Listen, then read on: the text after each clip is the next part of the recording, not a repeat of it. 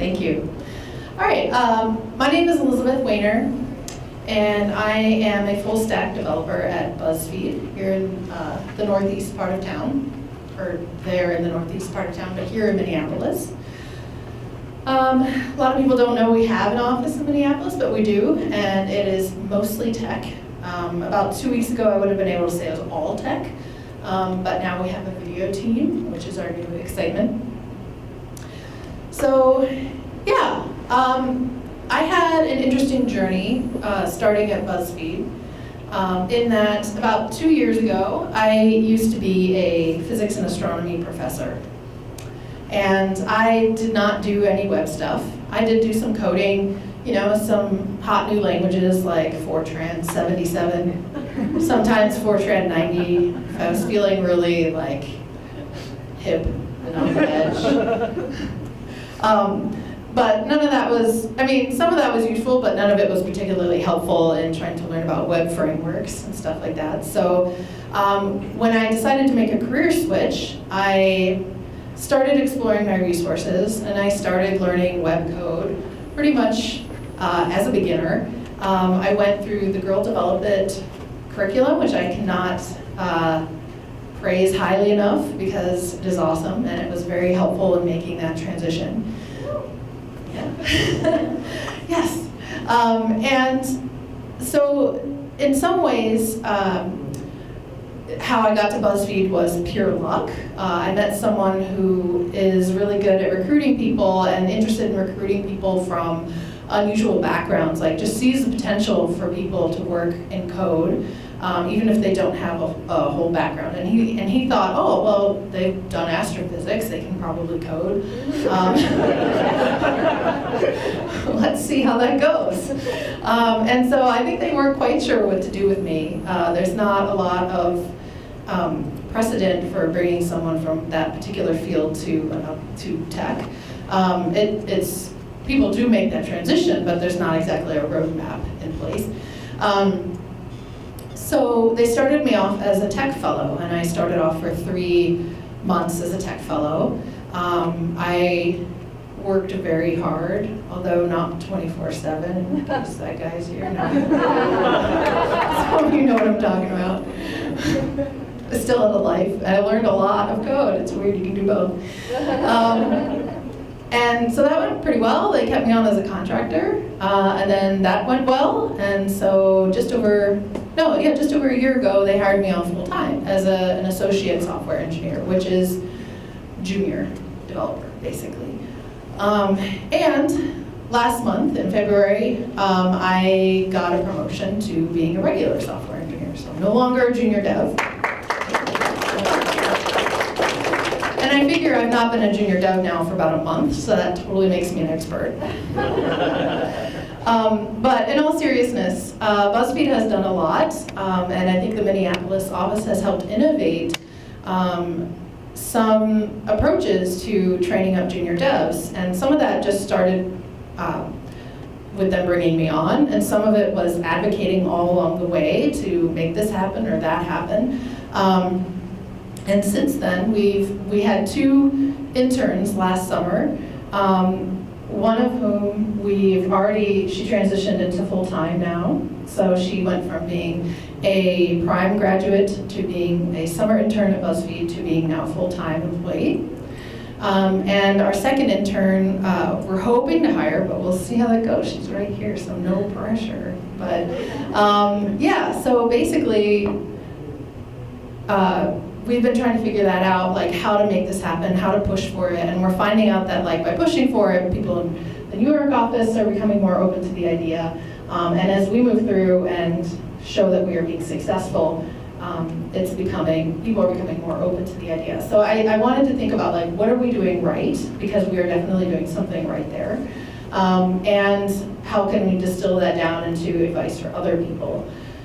The other part of my background that I think is really useful to draw on is I did used to be a professor, and I did used to mentor research students, and they would go from what the heck is a command line to, oh, by the way, here's my data analysis and I'm ready to present it at a conference. And they had to do that using software tools and learning science, learning the tools, all of that. And so I feel like maybe that helps give me perspective.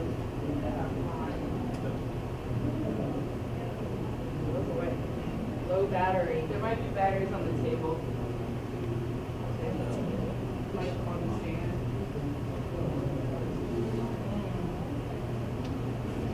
Room helper. Alert, alert. Okay, thanks. Should I? That's all right. Can't even like talk. Turns out that doesn't work. So I'll just finish my background because maybe that's less exciting for the recording anyway. But yeah, so I developed a sense of like how to take a student from not having heard of Unix or anything to do with that. For some reason, they're not familiar with Fortran, and trying to bring them up to speed and make them independent and self-sufficient. And so there have been a few points along the past year where I find myself advising even senior developers like how to advise the junior developers. And so I realized the combination of the two perspectives I feel is pretty useful. So that's me, and now I don't know if I should maybe wait for batteries or just keep going. Keep going? Okay, yeah, we only have so much time and there's beer waiting.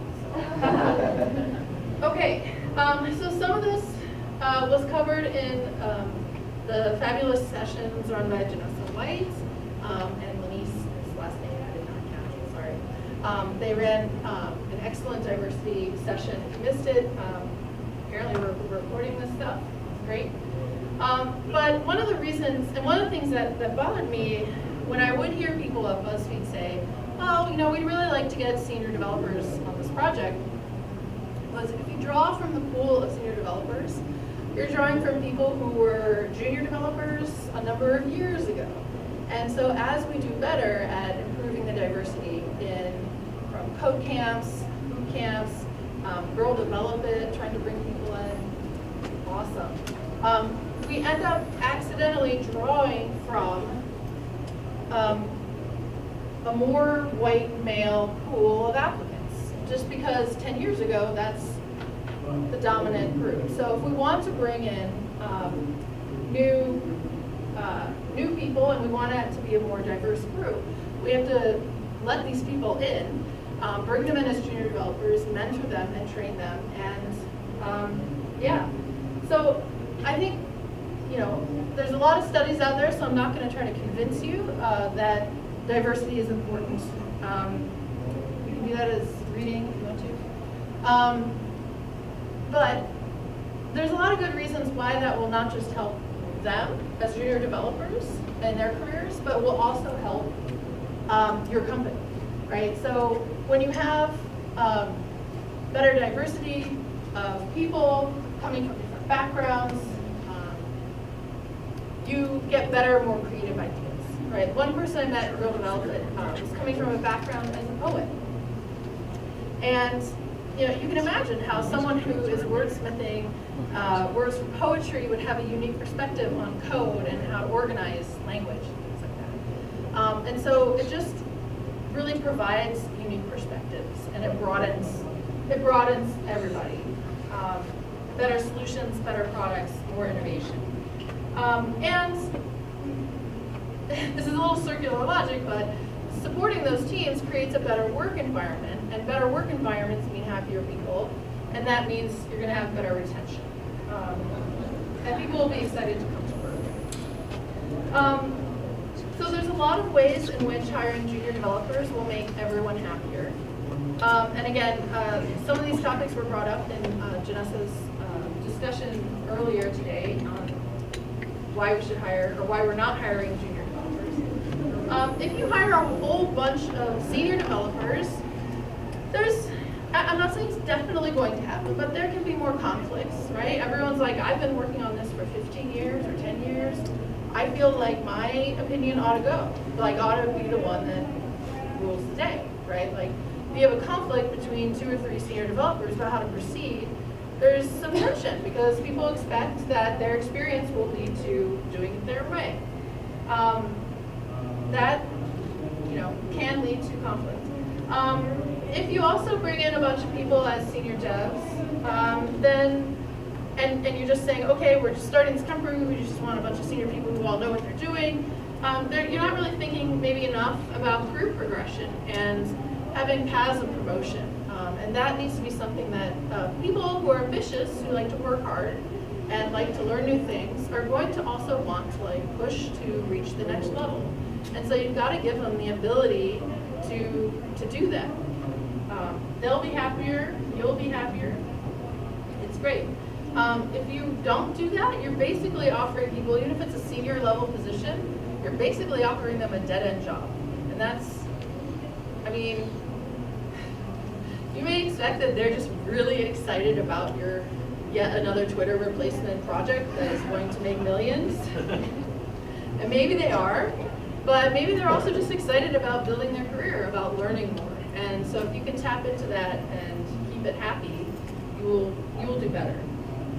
So starting people at junior dev, building up is a really great way to do that. And even beyond, like at BuzzFeed, we have levels even beyond senior developer. You become a staff developer, staff scientist, I forget what they call it. I'm pretty far. Yeah, so it's good for your company. Someone said this in the last session, I don't know how much overlap there was, but as a physicist, I remember hearing lots of people saying, you don't really understand something until you teach it. And I think that's true probably in all fields. It really enriches not just the background knowledge of a junior developer. You're not just helping them, you are helping your senior devs learn as well, and that is a natural, normal process. I've seen it myself, asking questions, and people are like, why is that? We do that. But now I'm not really sure why. And so we go, we look it up, we learn together, and everybody benefits. Okay. And yeah, junior devs will not necessarily be biased toward a particular way of doing it. They will learn your tech stack, which is great.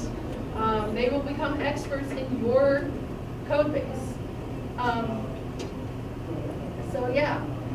And the other thing is that junior devs are often really eager to learn. They're excited to learn. They just are making a transition, or they're just getting their career started. That is a really good excitement or energy for everyone to have around the company. They bring that to the company. And if you can also use it and harness it so that they're excited to keep working, then it really helps productivity as well. So the last reason I'll throw for motivating people to hire them is that I think we have a social responsibility to do knowledge sharing, help train up the next generation, and to share that information. So we all need to think about that. If you just want to hire someone, a senior, oh my,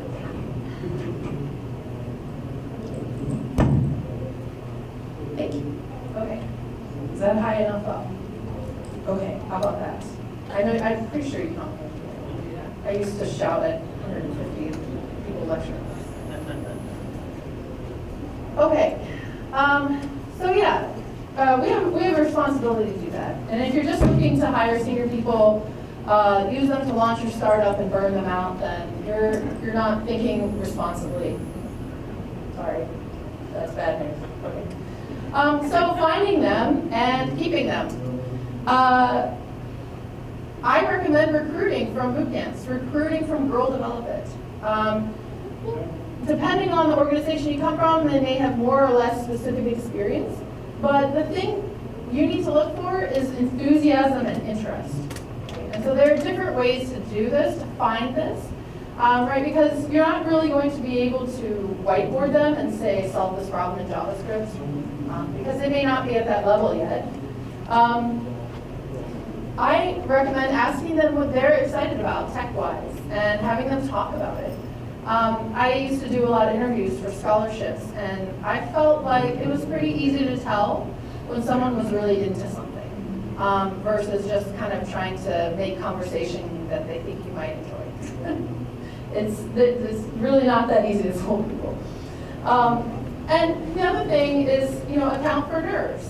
A lot of these people have not done a lot of interviews yet, right? So sometimes somebody can be a bit nervous or quiet at an interview, but turn out to be an amazing employee or an amazing developer or an amazing astronomer. And it's if you just say, well, they weren't really outgoing and friendly, maybe you're missing out on someone good. So if that's an issue for someone, you may consider letting them prep a topic in advance. Maybe you give them a topic like, hey, we're going to talk about Wi-Fi systems or something, and just something that maybe they would need to learn about in order to talk about, and then you just have it on that level. It doesn't have to be something that you're probing the knowledge they already have. And of course, you'll want to look for capability, but I really recommend de-emphasizing this. If someone is eager to learn and excited to learn, then that is a lot more powerful than someone that maybe knows stuff, but is not really interested or just disengaged. I mean, I think about who would you rather have? Someone who knows JavaScript well, but took them a really long time to learn it, or someone who can quickly and competently pick up new programming languages. You want people to be able to learn, especially if you are thinking of being or trying to be on the edge of technology, right? There's always going to be something new, so if someone says they know it all already, they're lying. Or they're just, they've given up. So finding and keeping them, I think as a community, we really need to do better at providing pathways into tech. We have people who are doing the hard work to teach themselves, to learn, to build communities through boot camps, through Girl Develop It, through Women Who Code, through all sorts of organizations in the town, in Minneapolis and St. Paul alone, much less nationally. So we need to find a way to help people make the transition from one of those programs to a full-time job, right? They're a great tool to bring into tech if we can do it. And an excellent way to do this is to do an internship or a tech fellowship. I feel the tech fellowship I did was totally instrumental to my success. And it was beneficial to both me and I think also to BuzzFeed, if I can speak so optimistically on their behalf. They got a lot of hard work out of me, and they still do. And I got to learn a lot. And we all got to get a sense of how we like the other person. Is this working out? Right? So for 3 months, that was all we were committed for at the beginning. They got to see whether I was going to work out. I got to see whether they were nice or whether they were sociopaths. They're not, so it's all good. Sometimes you got to check these things out. And so we both got that opportunity to see how it works. So really, if you do a 3-month commitment and you do your best to mentor people, then you're giving them a chance, and you don't have to worry so much about whether you get it perfect. If you're well, I just can't tell exactly how they're going to handle the code routines and our function, then that's fine. You have 3 months to find out. I also just going to put in a plug to pay your interns, because think of these as these are your future senior devs, right? You want to get off on the right foot and not start off by exploiting them, because that sucks. And then this benefits, again, not just the junior devs, but everybody. Cultivating an attitude where everyone is learning all the time. Like I said, if you're not learning something or you don't think you have anything to learn in tech, it's time for you to find another job, another field. Because there's always something new, even if it's just integrating your old system with a new thing, you still need to be learning, no matter how senior you are. And it's important to treat people in general, junior developers, with respect, and their ideas with respect. That was one thing that really struck me at BuzzFeed as something we do right, was if I made a suggestion in a meeting, even as just a tech fellow or whatever, if they didn't implement it, sometimes they did implement it, and if they didn't, I always understood why. So I understood the technical reasons, the pros and the cons, and they got me on board. And so you can build consensus, and that also teaches along the way. So I never felt like it was just arbitrarily, oh, this idea came out of the most junior person's mouth, so it was dismissed. I've never felt that way, and I think it makes a big difference. So that's all why you should and how you can find these people. I should have put this as a bullet point. You can also write your job ads in a much more open and friendly way if you're open to hiring a junior developer. Skip the list of 20 must-have requirements. I recommend skipping that anyway.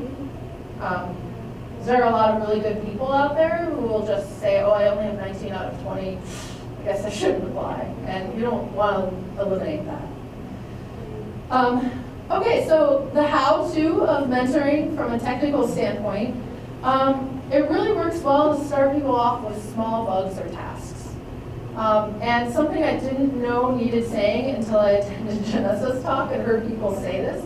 I didn't know that not everyone did code reviews. I assumed that was kind of normal. So I would add also do code reviews for them on a regular basis. But start with small tasks. I think one of the first ones I got at BuzzFeed was, we want this tab, when you click this link, we want it to open in a new tab instead of in the same page. It's like, okay, I have to find the place in the code base where that went. I have to just look up the small HTML change. It was very small, and it gave me a great feeling of success. I put in my first PR. It was super exciting. And then slowly build up the complexity of the tasks that you offer them. And be very deliberate about it. Be intentional about it. Okay, and remember, also keep in mind like what they know. Like, okay, you've gone into this part of the code base, so now I'm going to give you a different task, but in that same area or in that same type of file, so you can grow your knowledge in that area. And then as they sort of grow a base, keep a nice balance between fixes in areas they already know. That helps build their confidence. That makes everybody feel like they're contributing. And mix it in with areas that are completely new. And then over time, as that starts growing and successfully building, then you can have them build their own small feature. Like, okay, well, we need a new button to do this, or we need a new modal for this, and build just. Our 3.5-year-old child is really into Dino trucks, and I was going to say, just build it up. Josh will know. And try to set realistic goals and expectations. That's really important. And discuss them with people. Discuss them, be like, hey, this is where I think we want to see you in about 3 months. And we're going to touch base and try to work you up to that. Yeah. So pairing is also a really good way to do this. And I kind of break pairing down into 2 different strategies for pairing. One is what I consider more passive version. And I think this is really useful, especially at the beginning side of a junior dev's career. And that is just watching how someone else solves the problem.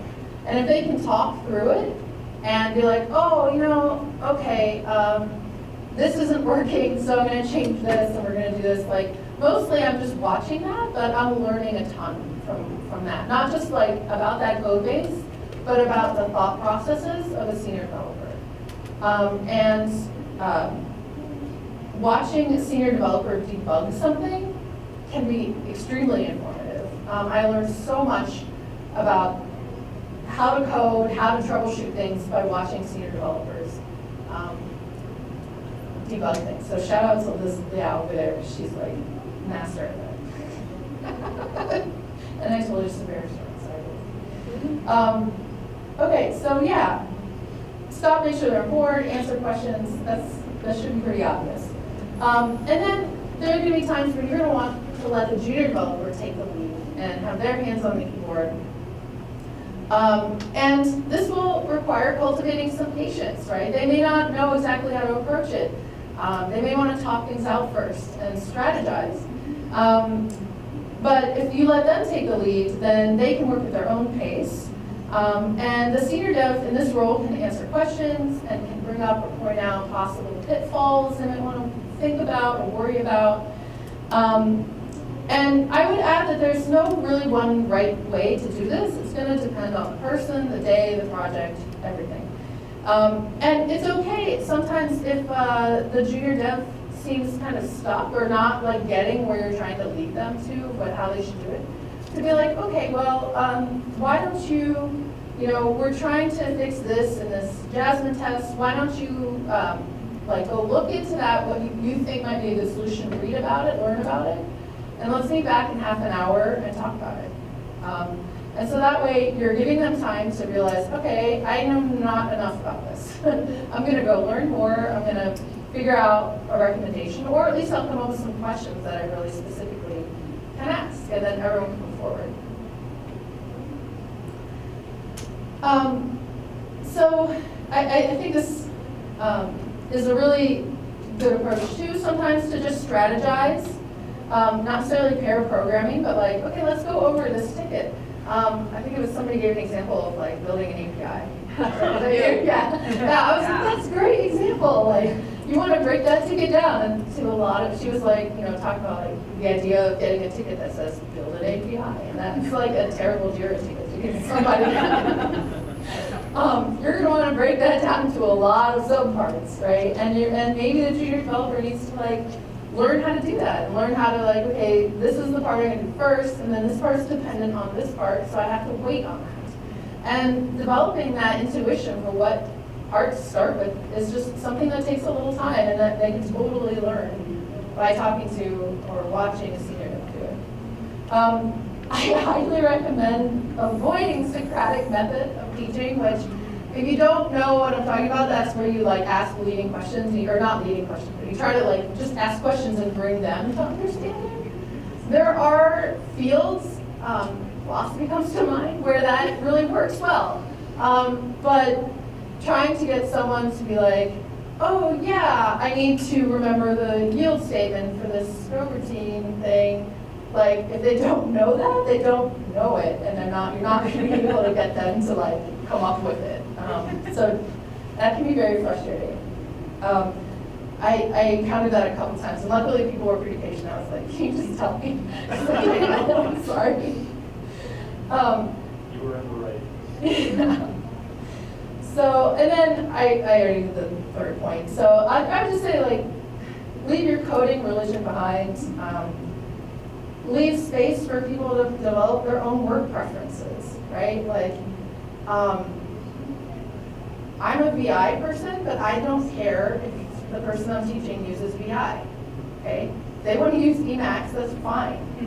If they want to use gedit, that's fine. For my astronomy students, I only learned about gedit because I was like, I do not want to waste my time teaching them BI. Like, I want them to get in coding. I want them to get like into the project and doing it. And maybe they'll need to learn like a little bit later, when they inevitably get stuck in something that needs an escape :WQ. But we can get to that later. Like, let people use the tools that they want to, as long as they're reasonable and they don't like actively inhibit their work. So yeah, let them have their own favorite editors. It's okay. And one thing I found really helpful in the people that mentored me was sometimes letting me write the code in my own way. And it wasn't exactly how they would have done it, but if it works, it's logical, it's tested, it's documented to the level we document them, then it was good. They let it be, and that helped me feel like I was contributing. And of course, it helps me learn. I look back on some stuff and I'm like, oh, yeah, I fix that now. I know a little bit better how to do it. I would also, moving on from technical stuff, just like how to mentor people in general, junior developer or anyone. It's really important to encourage and support conference attendance. Okay, your budget may not be big, and that's fine. There's local stuff. I've heard there are even free one-day conferences sometimes. So find what you can, or find community groups. Meetups are awesome for this stuff. Encourage people and support their participation. And support is not just like, I think that's great. Support is like, yeah, you can take part of this afternoon to work on your proposal, or you can do this as part of your work environment. We're going to support you in that. It's not just something you need to work on between those unused hours between midnight and 6 a.m. Right? I knew a professor who would say that once. Like, what do you mean you don't have free time? What are you doing between midnight and 6 a.m.? You're like, that's not helping. Sorry. Anyway, so support it with something real and concrete is what I'm saying. And at the same time, encourage and respect healthy work-life boundaries. So saying, oh, I'm encouraging you to contribute to open source code. I know you have an infant, but you're not sleeping, but if you could, like, you know, build an API in your spare time, that'd be great. Like, that's not supportive. That's pressure, and that's not. Yeah. So you can show support in a real and concrete way. And then clearly defining expectations for promotion. It's a really good thing to have laid out. And we have really nice, clear distinctions at BuzzFeed, and you can look at them and be like, well, so when I was an associate, I looked at them. What is it, the requirement to be a regular software engineer? And what can I be doing now to make that transition later, to be ready, to be in a position where my manager will say, yes, it looks like you are meeting these criteria, let's do it. And also keeping an eye out, like, is this ticket? You know, if I'm thinking of a summer project for an intern or for a new developer, there are some projects that will be great, like, oh, explore this idea, but they're not actually really writing code, or you just attempting to keep them on small bug fixes all summer. Try to actively think, like, how can I develop them? What is a project that would, at the end of those 3 months, show what they can do? And so my group was always really good at that. I was pretty, and I admit I was pretty strong in advocating for that. I'd be like, that sounds like a really interesting ticket, can I do that one? But, you know, it's, if you can look out for them and help them do that, then that's even better. Because shy people can be just as awesome as people who are like, give me that ticket. So someone should give us them anyway. As mentors, that is part of our job. Yeah, so then I'm just going to end with, remember that investing in people is a valuable investment for your company. And that a positive, I really want to emphasize that a positive and supporting environment that supports learning, asking questions, asking the dumb questions, it benefits everybody and the company as a whole. Just, you know, just throwing out another example from my life. Last week, I had the assignment to write a Q reader, and I knew nothing about NSQ or Q readers or anything. And so I started off Monday being like, what? And then, but I asked people, I was like, can you talk me through, like, what does it need to do exactly? And then I pelted some of the senior devs, who shall not be named again, with many questions about NSQ. And by the end of the week, I had, like, modified a Q reader, I made a new Q reader. Like, that's a skill now that I have, and it only took a week. And you can do that with, if you have an environment where people can learn and ask questions. So, yeah, that's all. That's my time.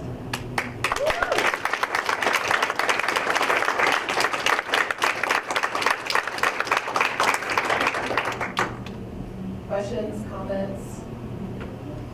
Yeah. What's the difference between an internship and a fellowship? What's the difference? Okay, I'm just going to repeat it for the recording. What's the difference between an internship and a fellowship? I'm not sure. Okay, and I don't know if they fully knew. Maybe they do, but I think it was more like, well, we have this person who's not a junior person exactly, because they've been writing some code for over a decade, but they also don't know anything about what we do. So my understanding at the time was that it was supposed to, the idea was it would roll over into a permanent position, whereas like an internship is like More connected to academia. more connected to students who are going to go back to school in the fall, usually. Yeah. Yes. Internship is more education. Fellowship is really like a contract position. Ah, okay. So, I mean, that's with the concept of bringing somebody in that you feel, it's the BuzzFeed way of saying, you know, we have confidence in this person, but we're not 100% sure. So, Right, okay, yeah, so it's just like a Elizabeth came chance to through like, in it's like a spades, trial so. employment. And I used to live in the Netherlands for 2 years, and that's actually like a common, that's like the false practice in the Netherlands. It's like, you know, somewhere between 1 and 3 months trial period, and then everybody could just walk away with no commitment. Or you can stay, depending if it works out. You talked about writing job listings for junior developers. And Yes. after hearing your talk, we actually have a job posting out there right now that I'm wishing we didn't. Oh. So it says something, you know, they want either a 4-year degree or a 2-year degree with 5 years of experience. That's Junior not level. junior. Right. That's That's not junior, right?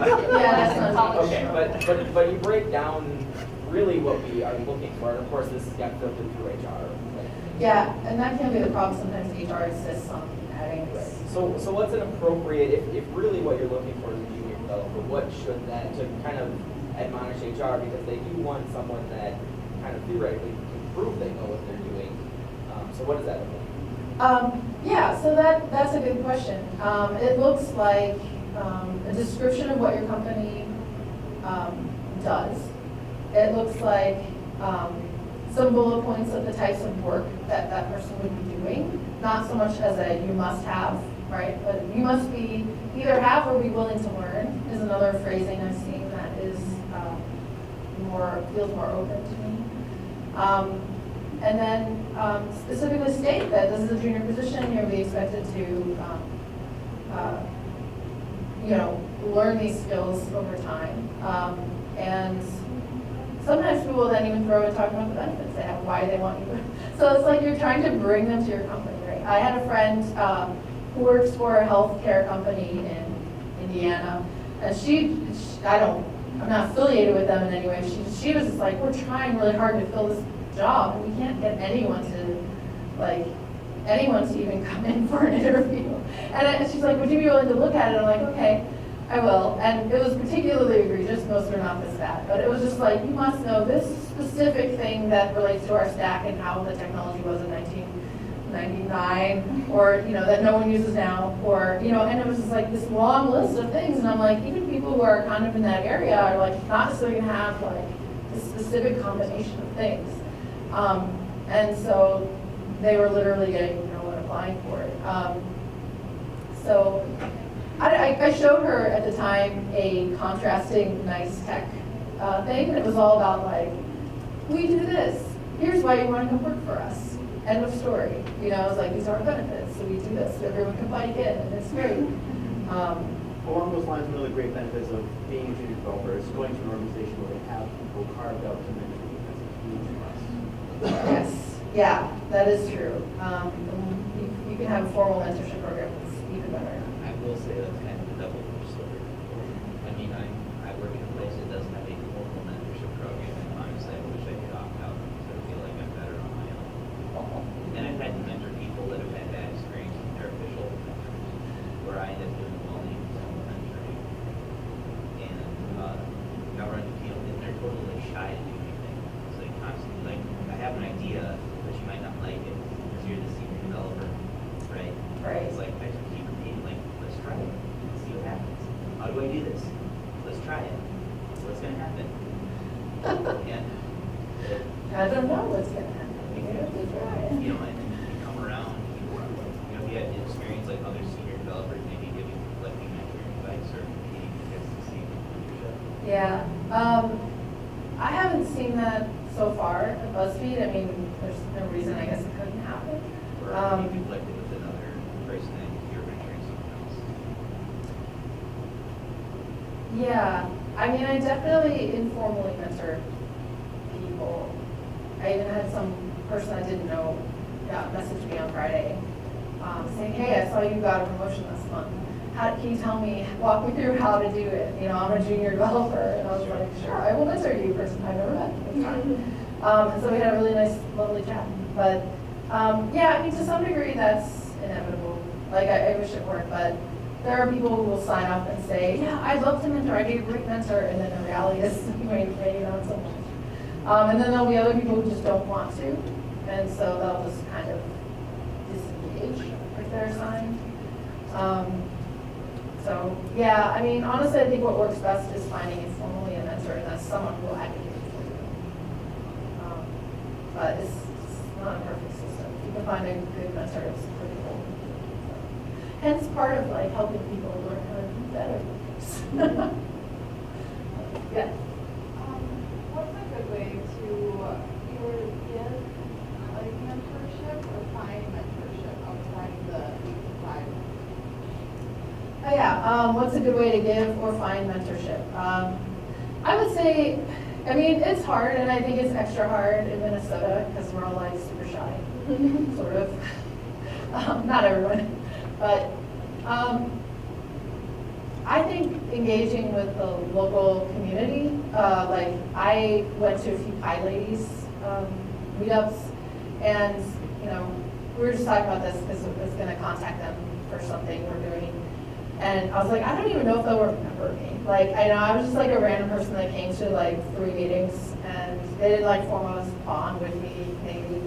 But even just being quiet and being there and being around, it's like a good presence, and hearing them talk about the work they were doing, the work they wanted to be doing, like was really valuable to me as someone who's like, I just need to be able to see myself in this career because I can't picture it right now. That was really helpful. And I know like Rural Development was super helpful for me, meeting people there and finding mentorship. And if you are too experienced to go take the classes, you can get involved as a volunteer. And you'll definitely meet other senior people in that process as well as be able to impact. A recommendation for that also. Working on open source projects would be a really good way also. Because when you do a pull request up there, a lot of the times you're gonna have the senior developer that started that. Looking at your pull request, you might find information on those. Beware of that. Yeah, and I was say, if someone's mean, just like I said it can't. move on to someone else.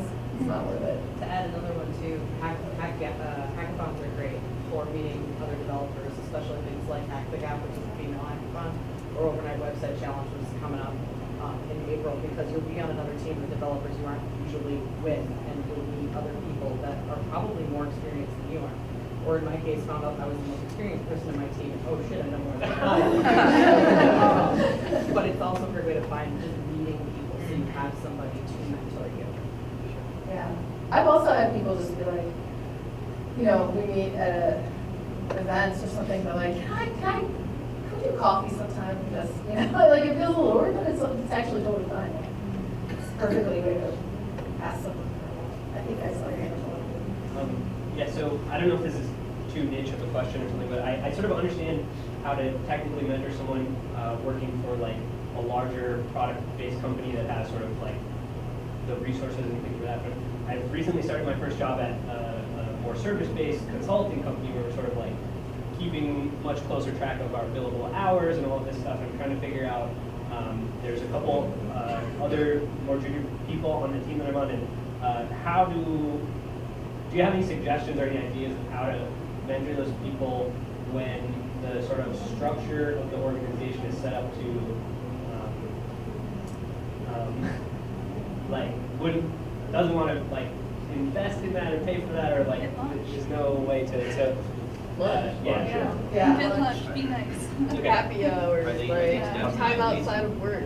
Because junior developers, when we're not working, guess what? We're still learning because I feel fucking inferior. So you know how I make myself not feel that way? Is I study all I can. So that's why, like, when that guy was talking about you have to work 24/7, I already am. Like, what are you talking about? Like, so yeah, if you have time, no junior developer is gonna say, "Oh, fuck that," you know, like, "Yes, please, I need help. Like, I'm drowning. Help me." Just smile too. Well, I mean, to It's add so a slight counterpoint to that, part of the reason I left academia was because I did not want to work 8-hour work weeks. And I was not, at that point, I was not willing to do that anymore. So I would probably go to some of those things, but some of it did have to happen during work hours. But lunch is a great way. I think I heard somebody say lunch, one of the lunches. That can be a good way to just, or taking a coffee break. Like, it's not a billable hour, but it's 15 minutes to be like, how are things going? How are you feeling about this project? Are you feeling comfortable? Or are you feeling like, is there, a way we could break it down? And then, maybe just giving small tasks, right? Junior developers, you don't want to rack up too many billable hours, but they're probably paid less on the idea that they will take longer to complete tasks. So if you help break those down into much smaller tasks, they can check in with you a little more often, but they're still mostly working on their own. Yeah. So if you find someone that really does with you as a junior developer and you kind of want them to be an intern, is it just really something that naturally happens and you like the effort into that relationship with the person?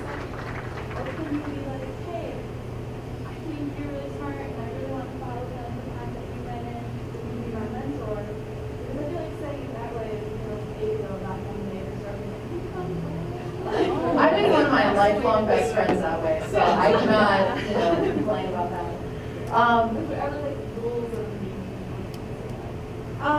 I think no. I think maybe the reason we're anxious about it is because we feel like there might be rules of engagement. We don't really know what they are. Especially if that person is someone that you like and you think already is like feeling friendly toward you.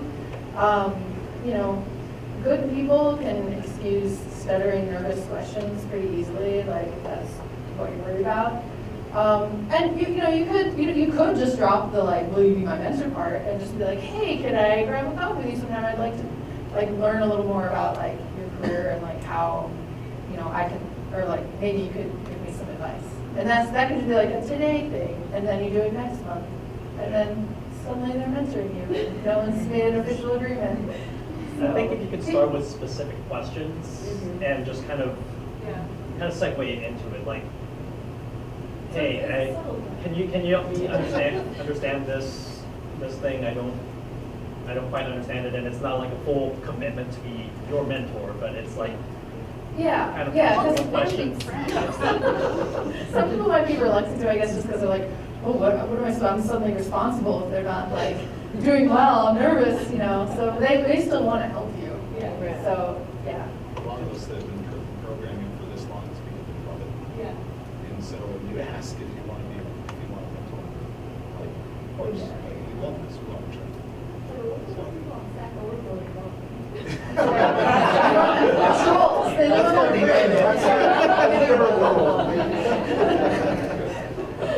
Just ignore the assholes. That's my advice. They're not worth your time. Yeah. Mine was just in the absence of some kind of formal structure or some sort of rank disparity, my target is just really helpful stuff. So you don't have to ask them to do it. If you want help, you want them to help you. Peers also do that. People like you to happen. So it's not, and it goes up and down and happens.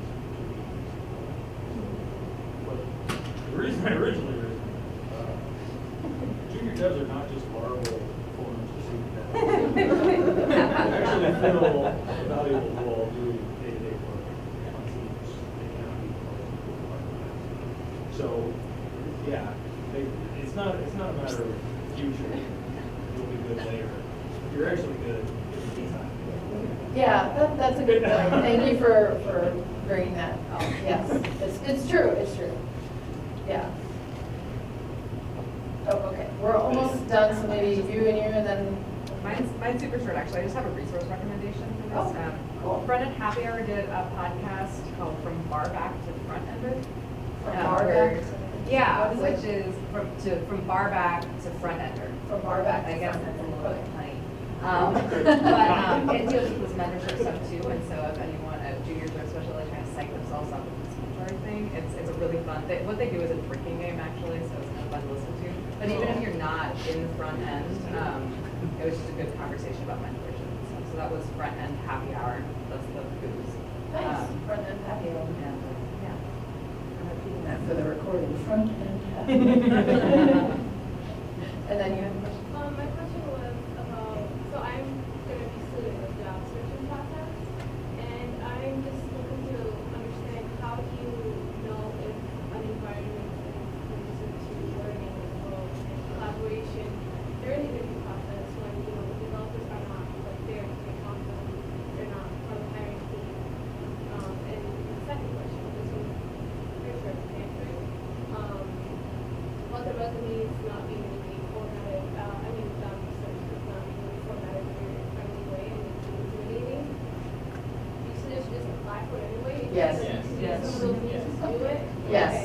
Just ignore that 5-year requirement.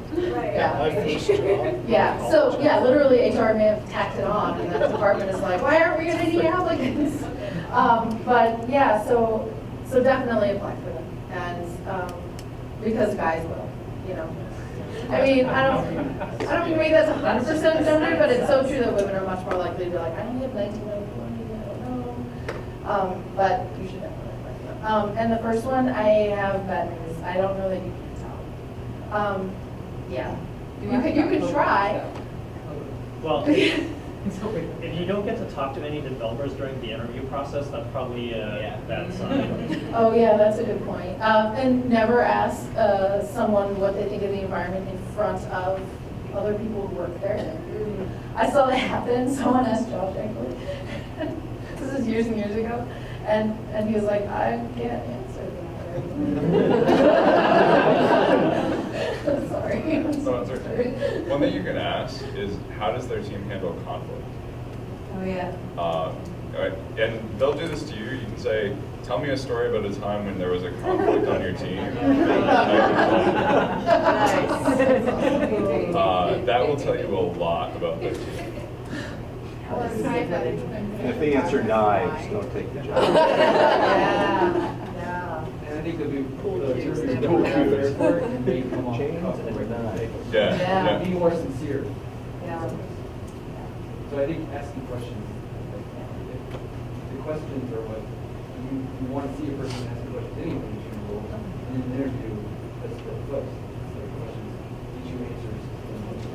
Yeah, I also have appreciated like just how much we have our shit together. Because like some of these things that were coming up in the last session, I'm like, I was asking, are there companies that don't do that? Like, they don't do code reviews? I'd say less than half the companies actually do code reviews. So yeah, asking if they do code review, asking if they do, you know, it's like, oh, that stuff. I guess that's part of what makes us good.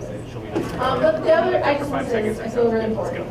Unfortunately, some sociopaths are really good at masquerading as normal people, and you can't always tell.